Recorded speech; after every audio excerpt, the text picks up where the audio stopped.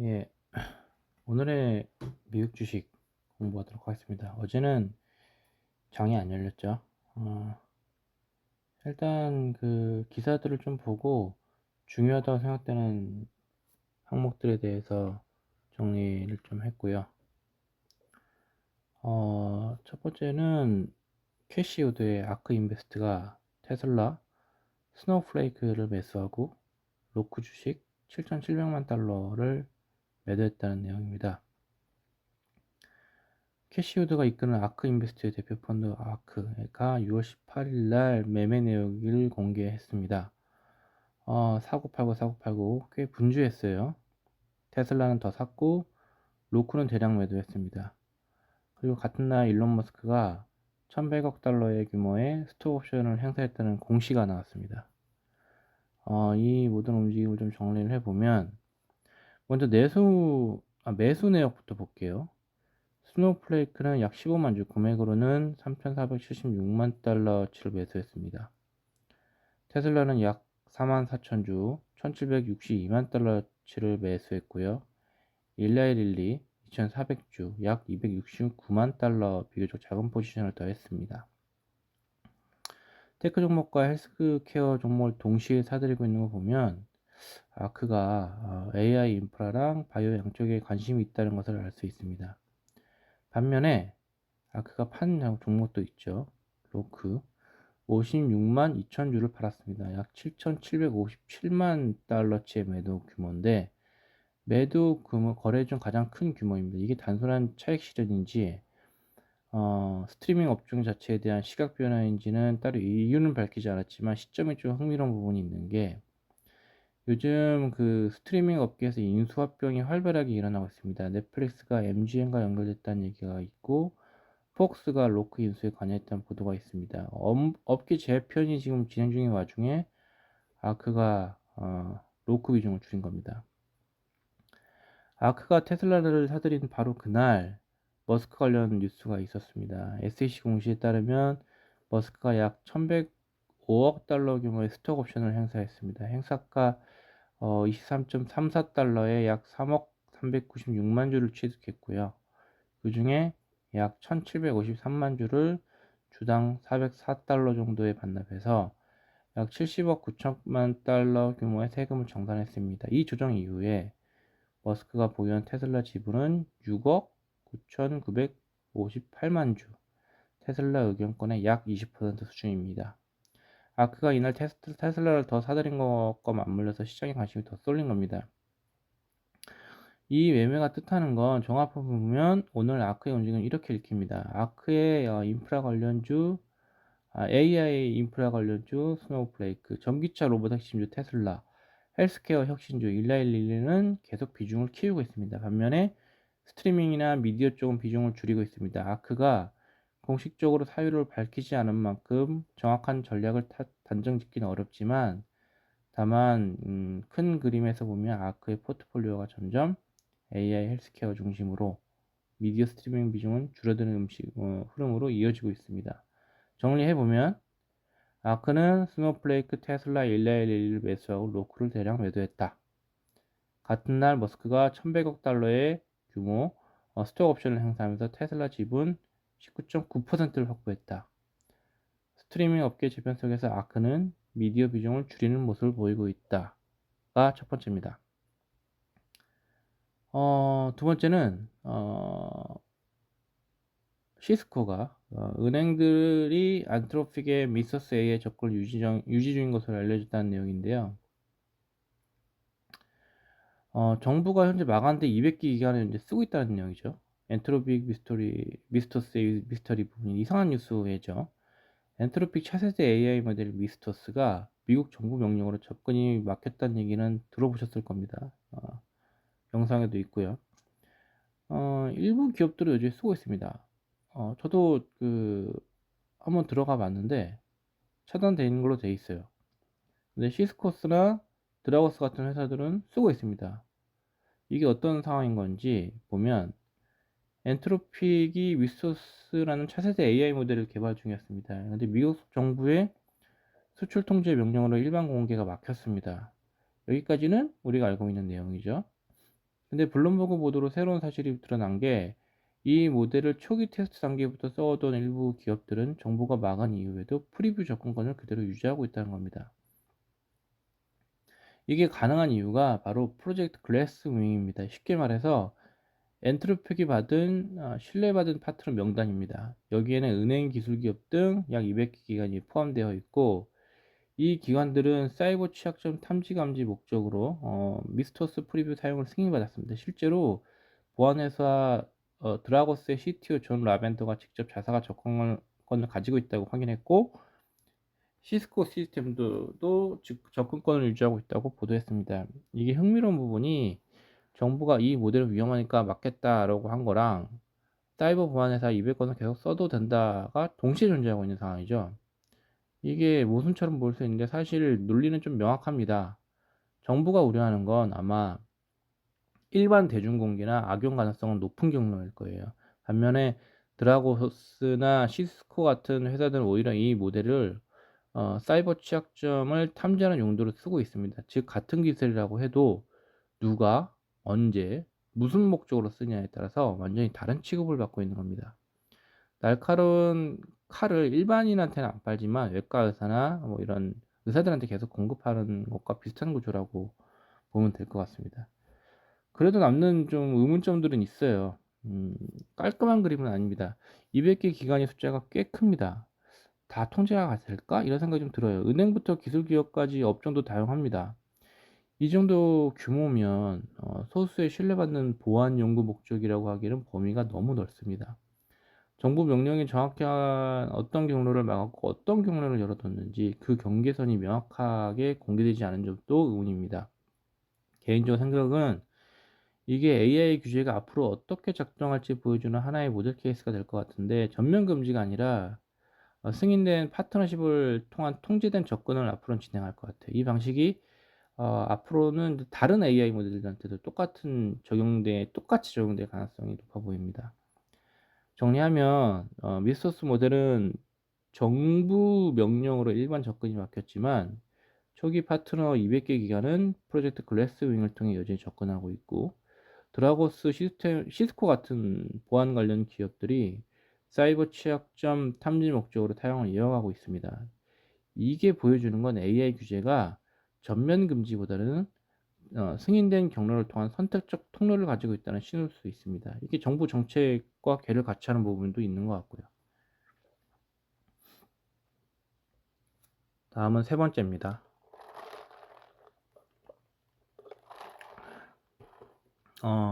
메타 뉴스고요. 데이터 센터 기업 크루스와 AI 컴퓨팅 계약 체결했다는 블룸버그 기사입니다. 메타가 75만 가구의 전력량의 AI 컴퓨팅을 확보했고 6천억 달러의 베팅의 의미가 있습니다.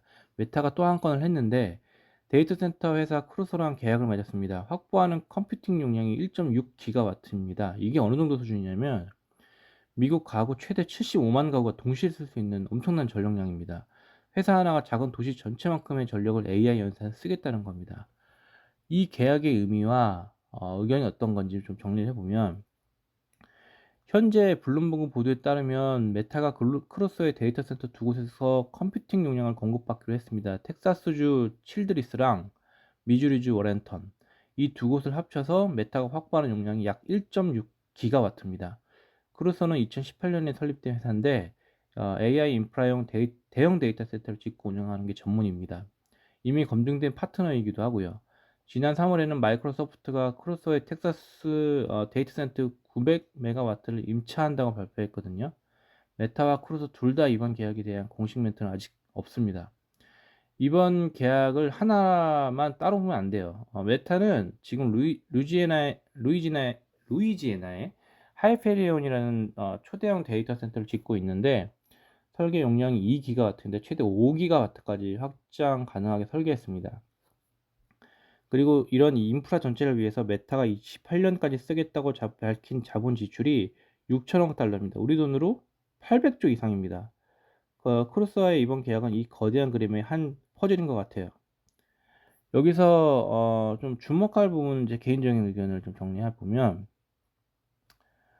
첫 번째는 메타가 직접 데이터 센터를 짓지 않는다는 거예요. 크루소처럼 외부 전문 업체와 계약을 맺어서 용량을 빌리는 방식을 쓰고 있습니다. 이게 합리적인 전략이라고 봐요. AI 수요가 너무 빠르게 늘어나니까 이 모든 걸 직접 짓기에는 시간이 부족합니다. 빨리 해야 되는데 다른 경쟁 업체에 비해서. 외부 업체와 계약을 하면 더 빠르고 신속하게 용량을 확보할 수 있고, 대신 장기적으로는 비용 구조가 좀 더 복잡해지는 단점이 있습니다. 두 번째는 전력이 진짜 병목이라는 점점이 명확해지고 있습니다. 이 기사에서 계속 강조되는 단위가 기가와트예요. 칩 개수가 아니라. AI 경쟁에서 진짜 제약은 GPU 숫자가 아니라 그 GPU들을 돌릴 전력이라는 신호입니다. 마이크로소프트도 크루소에서 900메가와트를 빌렸다는 걸 보면 빅테크들이 동시에 같은 회사 전력을 통해 전력 확보를 경쟁을 벌이고 있다는 겁니다. 세 번째는 6천억 달러라는 숫자가 주는 부담인데, 이 정도 자본 지출은 결국 투자자들이 그래서 이게 돈이 돼? 라고 질문을 할 수밖에 없어요. 지금까지 시장은 AI 투자를 너그럽게 하셨는데 이 정도 규모가 계속 지속적으로 되면 실질적인 어떤 숫자로 수익 증명을 요구하는 시점이 반드시 옵니다. 투자자들은 이런 AI 투자에서 실질적인 성과가 나타나길 기대하며 주시하고 있다는 내용도 있어요. 저도 그렇게 생각합니다. 지금 인프라는 쌓는 단계지만 이 인프라가 실제로 메타의 AI 서비스나 광고 사업에서 매출로 연결되는 일은 지속적으로 봐야 되는 관전 포인트라고 판단합니다. 정리하면 메타가 크루소와 계약해서 1.6GW 75만 가구급 컴퓨팅 용량을 확보했다. 이건 메타의 6천억 달러 AI 인프라 투자 계획의 일부분일 뿐이다. 그리고 지금 AI의 진짜 병목은 칩이 아니고 전력이라는 게 점점 명확해지고 있다는 내용입니다. 이게 중요한 부분인 것 같아요. 다음은 네 번째 기사인데, 궤도 AI 데이터 센터 보험 논의 개시를 하고 있고, 우주 산업의 새로운 프론티어라는 주목이 좀 인상적이어서 가지고 왔고, 우주 데이터 센터 진짜 시작은 보험이다는 내용을 가지고 좀 논의를 해보면, 일론 머스크와 베이존스가 그리는 미래가 있습니다. 데이터 센터를 우주로 보내는 거죠. 근데 지금 이 거대한 비전의 첫 관문이 뭐냐면 보험, 위성 아닙니다. 로켓 위성이 아니고 보험이에요. 정리해 보면 로이터 통신 보도에 따르면 우주 기반 데이터 센터를 개발하는 기업들이 보험사들과 본격적인 논의를 시작했다고 합니다. 이게 왜 중요하냐면 대규모 인프라 프로젝트는 보통 빚을 내서 진행합니다. 근데 은행이 돈을 빌려주기 전에는 거의 항상 요구하는 게 있어요. 보험 가입입니다. 보험이 없으면 대출도 없고 대출이 없으면 사업 자체가 안 굴러가죠. 우주 데이터 센터가 진짜 사업이 되려면 가장 먼저 풀어야 할 숙제가 바로 보험입니다. 이 경쟁에 누가 뛰어들었냐? 많은 기업들이 움직이고 있습니다. 블루오리진, 오비탈, 스타클라우드, 론스타 데이터 홀딩스, 카우보이 스페이스 등이 있습니다. 이름만 들어도 우주 산업의 새로운 플레이어들이 대거 등장한 게 느껴집니다. 특히 론스타는 최근 로이드 오브 런던에서 보험사들 대상으로 직접 브리핑을 열었습니다. 로이드 오브 런던은 세계 최대 보험 거래소 중 하나예요. 여기서 브리핑을 한다는 건 진짜로 보험 시장이 본격적으로 진입하려는 신호인데, 보험중개사 마시도 여러 기업들과 함께 잠재적 보험 구조를 모색하고 있다는 점이 밝혀졌습니다. 업계 전체가 동시에 이 문제를 풀려고 움직이고 있는 겁니다. 잠깐 짚고 넘어가면 왜 우주 데이터 센터인가? 왜 우주 데이터 센터를 우주로 보내려고 하나? 지지자들의 논리는 이렇죠. 지구에서 AI 데이터를 운영하려면 전력이 어마어마하게 필요하다. 열도 나고 냉각도 해야 된다. 우주는 다르다고 합니다. 태양광으로 전력을 무한정 공급받을 수 있고 진공 상태라 냉각 문제도 해결할 수 있을 것이다. 머스크가 이걸 AI 폭주하는 전력 수요에 대한 장기적 해법을 언급 이후 이 아이디어가 더 힘을 받고 있는 상황입니다. 하지만 보험상들은 망설이고 있어요. 이게 진짜 핵심인데, 우주 보험 시장은 이미 존재합니다. 기존에 우주를 안 하는 게 아니었죠. 근데 발사 실패, 위성 고장, 궤도 잘해, 우주 기상 이런 걸 보장하면서 연간 약 5억 달러 규모의 보험료를 창출하고 있다고 해요. 근데 우주 AI 데이터 센터는 완전 새로운 시장이죠. 다른 문제예요. 이력 자체가 없죠. 데이터가 없다는 거예요. 보험이라는 게 결국 과거 데이터를 기반으로 위험을 예측하고 계산하는 산업인데, 우주에서 AI 칩을 돌려본 사례가 없으니까 보험사 입장에서는 가격을 어떻게 매겨질지 모르는 거예요. 업계 관계자들 말로는 지금 논의의 초점이 가격 책정이 아니라 위험을 어떻게 모델링하느냐에 맞춰져 있다고 합니다. 가격을 정하기 전에 일단 위험 자체를 계산이라도 할 수 있는지를 봐야 되는 거죠. 흥미로운 부분은 이제 제 생각은 이 기사가 AI 인프라에 굉장히 흥미로운 단면을 보여준다고 봅니다. 지금까지 AI 인프라 얘기는 거의 GPU, 전력, 데이터 센터, 부지 이런 물리적 자원 얘기였는데 이번 우주 데이터 센터 얘기는 완전히 다른 차원의 병목 현상을 보여줍니다. 금융 인프라라는 거죠. 금융 인프라가 기술보다 먼저 발목을 잡을 수도 있을까? 있나? 이런 생각도 들어요. 기술적으로 우주의 데이터 센터를 띄우는 거가 가능할지도 솔직히 잘 모르겠는데, 그래서 요새 좀 공부를 하고 있는데, 가능한다고 해도 그걸 지을 돈을 빌릴 방법이 없으면 사업 자체가 멈추죠. 보험사들 입장에서는 리스크를 모델링 할 수 없다가 일반적인 게 저는 입장인 게 이제 합리적이라고 봅니다. 급변하는 AI 하드웨어 가치를 어떻게 평가하고 불확실한 어떤 첨단 칩의 사실은 이게 어떻게 평가할지 불확실하죠. 그리고 첨단 칩이 우주의 방사선과 극한 온도 변화 속에서 어떻게 버틸지도 우린 몰라요. 검증된 데이터가 없으니까. 이건 보수적인 게 아니라 현실이죠. 어쨌든 사업을 운영을 해야 되는 보험사 입장에서는 리스크가 있는 거예요. 신생 기업들이 벤처 투자 단계를 넘어서 대규모 상업적 배치를 위한 부채 자본을 본격적으로 조달하기 전까지 실제 보험 수요가 본격적으로 등장하기 어렵다는 문장이 있죠. 지금은 닭이 먼저냐 달걀이 먼저냐의 상황이에요. 보험이 있어야 대출이 되고 대출이 있어야 실제로 짓고 실제로 지어야 운영 데이터가 쌓이고 그 데이터가 쌓여야 보험사들이 정확한 가격을 매길 수 있다. 이 순환 거리를 누가 먼저 끊느냐에 따라서 우주 데이터 산업이 진짜 시작점이 됩니다. 정리를 하면 우주 데이터 센터 기업들이 보험사들과 본격적인 논의를 시작했다. 대출을 막으려면 보험이 필수다. 기업 우주 보험 시장은 연간 5억 달러 규모지만 AI 데이터 센터는 이력 데이터가 없어서 위험 모델링 자체가 새로운 도전이다. 그리고 기술보다 먼저 금융 구조가 우주 AI 산업의 진짜 병목이 될 수 있다. 입니다. 그 다음은 5번째인데요. 트럼프가 애플 칩 거래를 언급했죠. 인텔 주도로 AI 반도체주가 급등했다는 며칠 전 뉴스인데 이게 흥미로워서 가져왔고요. 미국 증시가 두 가지 빅 뉴스가 동시에 터졌죠. 하나는 양해각서, 적대 행위 종식 양해각서 일어나고, 다른 하나는 트럼프가 트루스 소셜에 올린 한글입니다. 애플이 인텔과 협력해서 미국 내에서 칩을 설계하고 생산하기로 합의했다. 우리는 인텔 칩은 10%를 받기로 했다. 이 한 문장에 의해서 인텔 주가가 11% 폭등했습니다. 오늘 시장을 전체적으로 흔든 이 두 가지 뉴스에 대해서 의견을 좀 정리해보면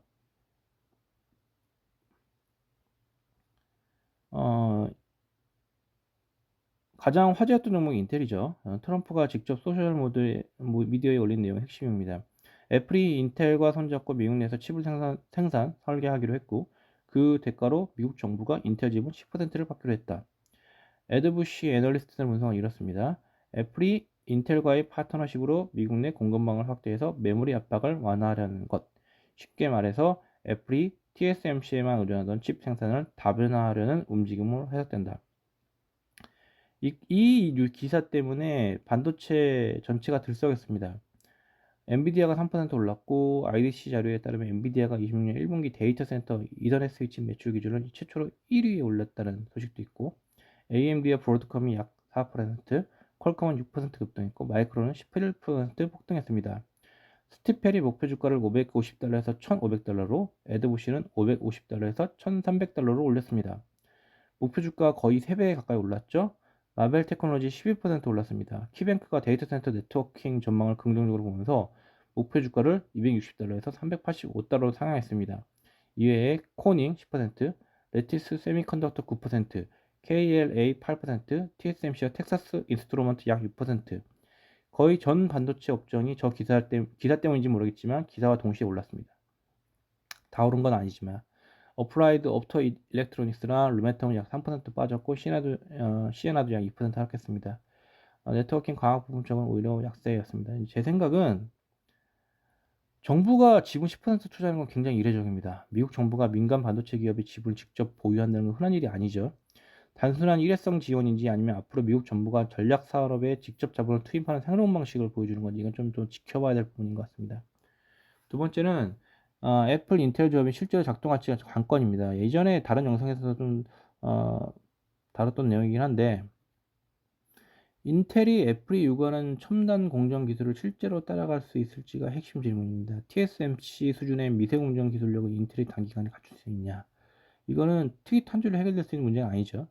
시장은 일단 기대감이 환호했지만 실제 생산이 이루어지고 수율이 검증되기까지는 시간이 걸릴 겁니다. 오늘 같은 전방위 랠리는 펀더멘털만큼이나 심리에 의한 측면도 큽니다. 인텔 소식 하나에 마벨, 마이크론, KL까지 다 같이 올랐다는 것. 지금 시장이 반도체 섹터 전체를 하나의 묶음으로 취급하고 있다는 뜻입니다. 이런 동반 상승은 화끈하긴 하지만 반대로 한 종목에서 실망스러운 뉴스가 나오면 똑같이 동반 하락할 위험이 매우 큽니다. 그리고 마지막으로 이란과 양해각서 서명도 가볍게 넘길 뉴스는 아니죠. 지정학적 리스크가 완화되면 유가도 안정되고 그게 인플레이션 압력을 줄여서 결국 금리 정책에 영향을 주고 반도체주 릴리에도 영향을 미칠 건데 어 이게 조금 삐끄덕삐끄덕 거리는 것 같기도 합니다. 내용을 세 줄로 좀 정리해 볼게요. 첫 번째, 트럼프의 인텔 애플 협력 발표로 인텔 11% 폭등했고 반도체 전체 섹터가 동반 상승했다. 미국 정부의 인텔 지분 10% 확보는 이례적인 결정이라 향후 비슷한 사례가 더 나올지는 우린 지켜봐야 됩니다. 이러한과의 어떤 양해각서 서명도 시장 전반의 안도 랠리엔 기여했지만 끝날 때까지 끝난 게 아니죠. 지켜봐야 돼요. 데이터들로 봤을 때는 상승폭이 완전 화려하지만 실제 실행과 성과 검증까지는 시간이 필요한 부분이긴 합니다.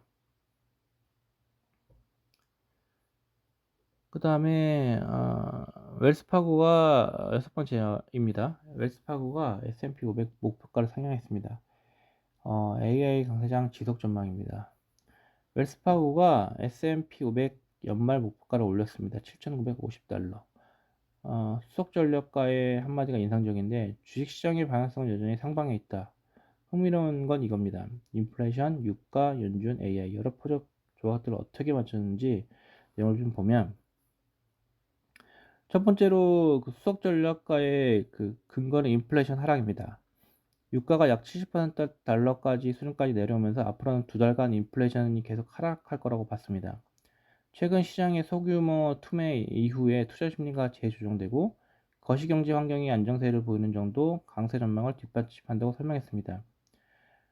최근 연준 발언에 대한 시장의 우려가 과하다는 부분도 평가가 됐는데 연준은 시장이 인식한 것보다 더 균형 잡힌 입장을 보였다라는 연준의 말이 있습니다.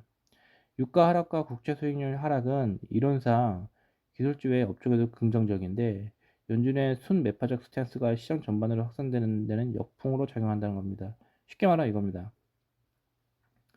연준 자체는 시장 생각만큼 매파적이진 않지만 그 스탠스 자체가 다른 섹터로 돈이 퍼지는 걸 막고 있다. 이런 복잡한 거시 환경에도 웰스파고는 기술주 비중 확대를 계속 선호하고 있습니다. AI 강세장은 앞으로 계속 지속될 가능성이 높다. 알파벳, 메타 같은 빅테이크들이 AI 인프라에 계속 대규모 투자를 집행하고 있다는 점을 근거로 들었습니다. 그리고 이 투자 확산의 수혜주로 반도체 ETF들을 콕 집었어요. ETF와 AI 인프라 기업들은 캐백스 수혜주라고 부르면서 긍정적 시각을 유지했고 토큰 가격 하락 같은 단기 우려에 대해서는 일축했습니다. 오히려 더 저렴한 AI 모델로의 전환이 컴퓨팅 수요를 늘릴 것이라고 봤습니다. AI 확산 단계는 아직 초기고 컴퓨팅 수요는 계속 증가될 것이다는 의견입니다. 최근 변동성에도 불구하고 전일 주식 롱숏 전략이 우호적인 장세가 펼쳐졌다고 평가했고 반도체와 AI 인프라 주가는 강세, 단업종은 하락, 섹터별로 갈리는 흐름입니다. 그리고 결론은 현재 주식시장에서 특별한 스트레스 요인은 크지 않다는 게 결론이었습니다.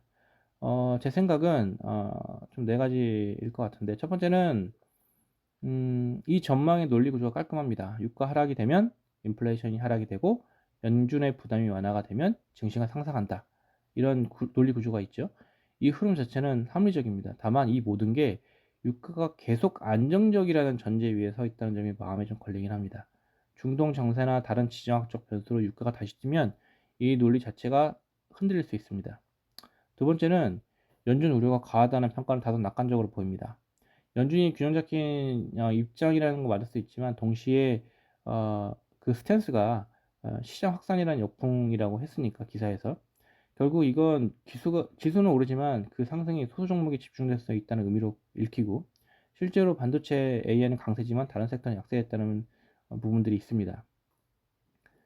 세 번째, AI 확산은 아직 초기라는 진단은 제가 보기에도 설득력이 있습니다. 토큰 가격이 내려간다고 해서 AI 산업이 위축되는 게 아니라 오히려 AI를 쓰는 진입 장벽이 낮아져서 사용량 자체가 늘어나는 효과가 더 클 수 있습니다. 이건 클라우드의 컴퓨팅 초기에도 있었던 비슷한 패턴이고, 가격이 내려가니까 더 많은 사람이 썼고 결국 전체 시장 규모는 커졌다는 결론이었죠. 마지막으로 스트레스 요인이 없다는 결론은 조금 안일하게 들릴 수 있습니다. 인플레이션이나 연준 정책, 지정학적 리스크, 이 모든 게 유동적인 변수들입니다. 지금 안정적으로 보인다고 해서 당장 내일이 어떻게 될 거라는 보장은 아무것도 없어요. 종합해 보면 저는 이 전망이 방향성은 타당하지만 다소 낙관적인 시나리오가 아닐까라고 생각합니다. 유가 안정과 AI 투자 지속이라는 두 축이 무너지지 않는 한 상방 시나리오는 유효해 보이지만, 그 두 축 자체가 변동성이 큰 영역이라는 부분을 우리는 생각하고 대응할 필요는 있습니다. 그리고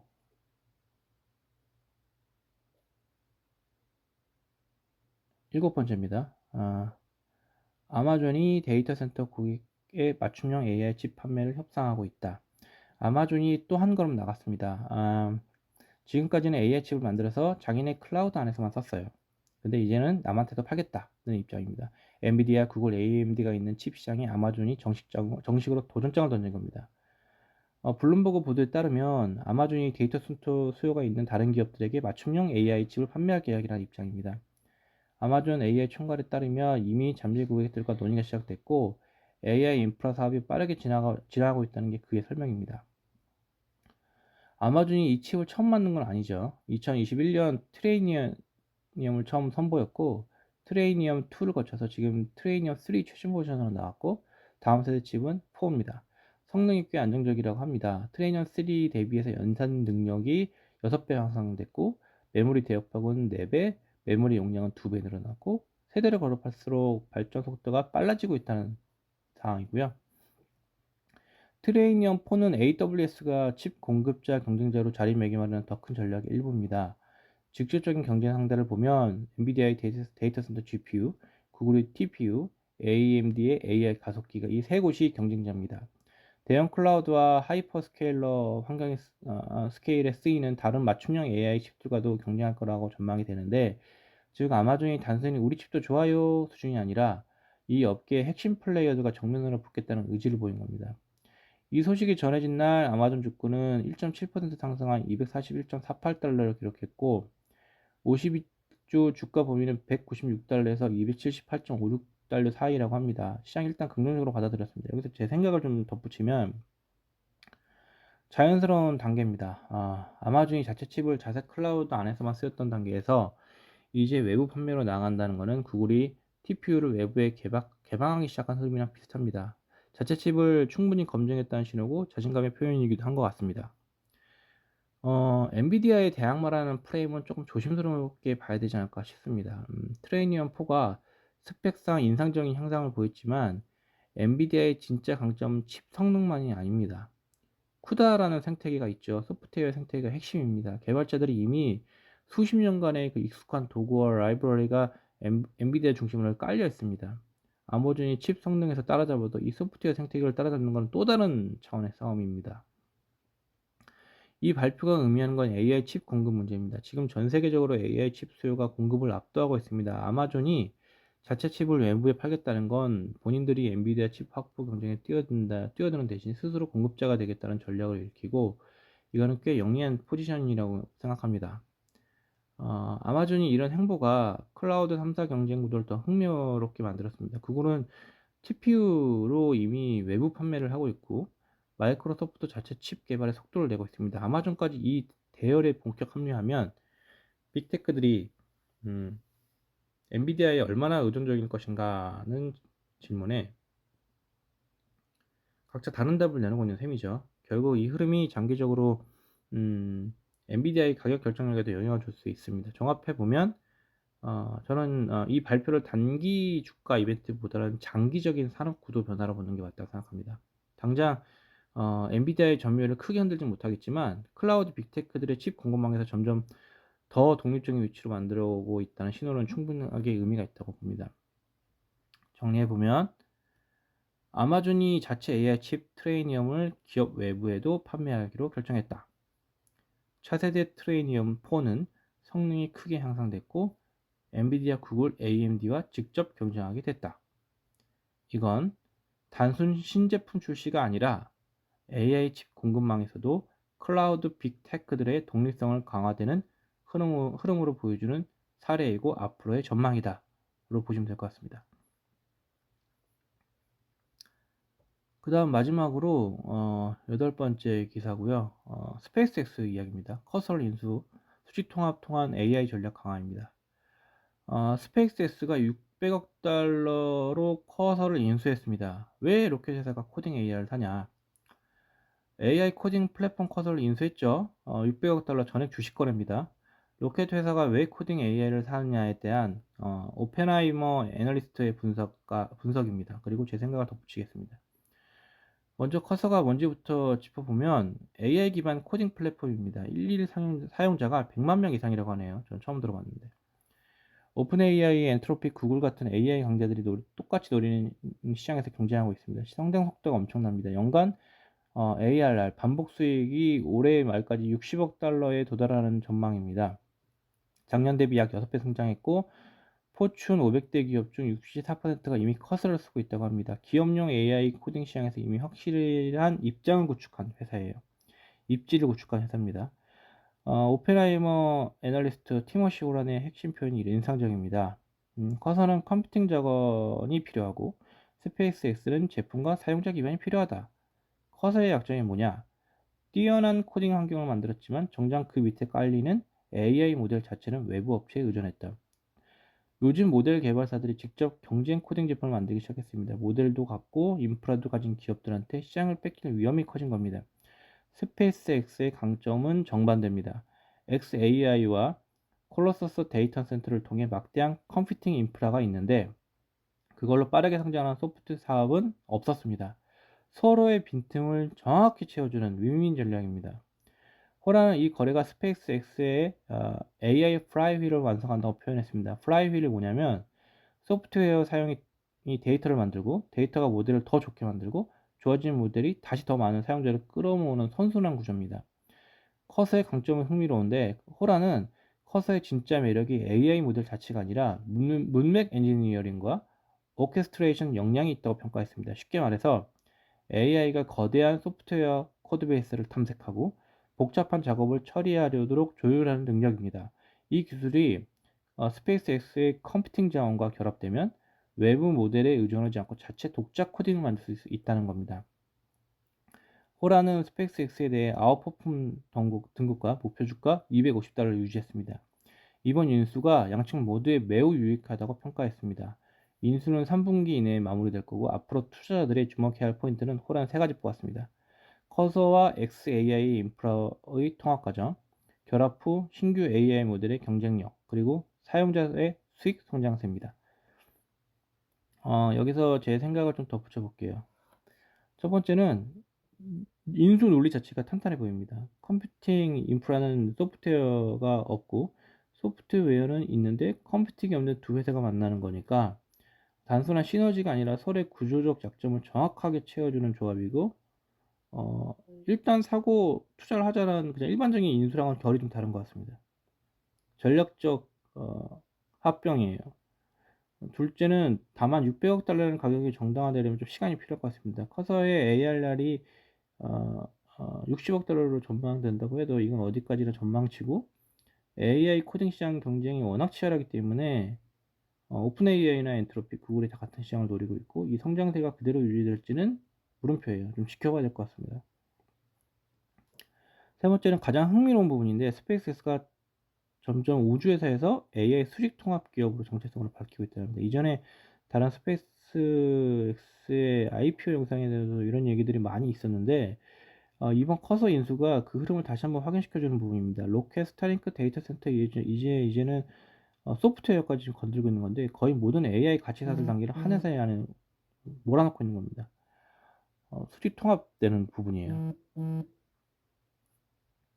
리스크는 분명히 있습니다. 기사에서 언급했듯이 실행력, 인재 유지, 통합 난이도, 그리고 대형 AI 모델 개발사들과 경쟁이 만만치 않은 부분입니다. 특히 인재 유지가 좀 걱정되는 게 커서같이 빠르게 성장한 스타트업이 대기업에 인수되면 핵심 개발자들이 이탈하는 경우가 많이 있습니다.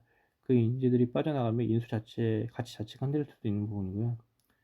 다섯 번째는 개인적으로 이번 인수가 AI 업계에 던지는 메시지가 크다고 봅니다. 모델만 잘 만드는 게 안 되고 컴퓨팅 인프라와 실제 사용하는 애플리케이션을 같이 가져야 살아남는다는 신호입니다. 앞으로 비슷한 수직 통합 인수가 다른 AI 기업들에서도 나올 가능성이 높아 보입니다. 종합해 보면 이 거래는 전략적으로는 매우 설득력이 높습니다.